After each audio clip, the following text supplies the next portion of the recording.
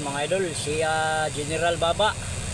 Ayan mga idol, doon niya ipasok mga idol. Diyan niya ipasok mga idol yung kanyang container. Tingnan mo mga idol.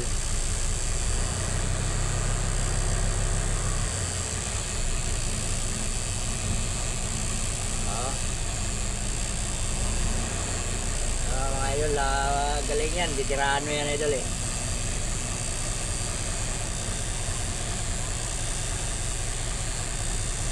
Abante.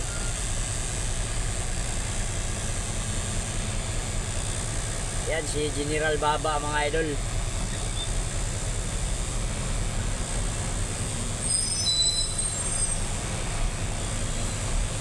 Ay, General Baba mga idol.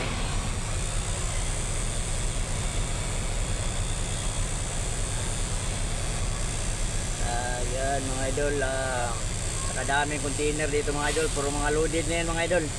Ito si itong kasama ko mga idol ay katatapos lang kargahan ito, kaya dyan muna sila paparada kasi magano sila maghintay ng dokumento. Kita mo yan mga idol 0-0 yan mga idol. Hindi mo pwedeng masabit yan mga idol, kasi kung sabitan mo yung isang container, baka bumigay yung paa may mga loaded na yan. Mga loaded na yan mga idol. Hindi mo pwedeng sabitan mo yung kanyang yung ibang container, kasi kung sabitan mo yan, baka bibigay yung paa niyan, ma-damage pa yung pangarga. Kaya ayan mga idol, hindi mo talaga nasabi mga idol na hindi ilabas yung ulo mga idol. Kami kasi mga idol,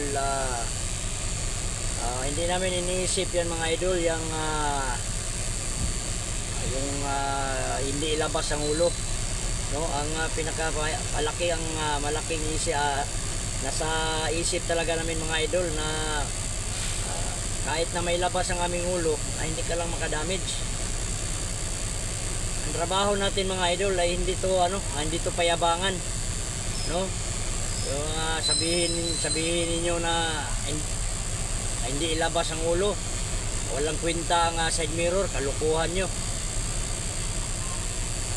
Dito itong dilibira namin mga idol, subukan yung hindi nyo ilabas yung ulo. Yung rampahan namin mga idol, kita nyo napakaluwag, pero kailangan i-shoot mo yung yung gulong doon sa rampahan, kasi pag hindi mo ma-shoot yun, malaglag yun, madamage yung pangarga mga idol. Milyon pa naman ang kantidad mga idol, yung presyo.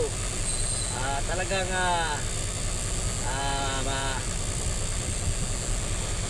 maano ka na sa kumpanya mga idol, ma-regular ka na sa kumpanya. Kaya yung mga mayayabang na mga baser ko mga idol na nagagalit sa pag-atras ko kasi na ilabas ko daw ang aking ulo, hindi ako maniwala dyan sa inyo. Bahala kayo, basta sa akin ay hanap buhay ito para sa pamilya ko. Yan, yun lang mga idol. Maraming salamat sa panonood ng ating vlog. Bye bye mga idol.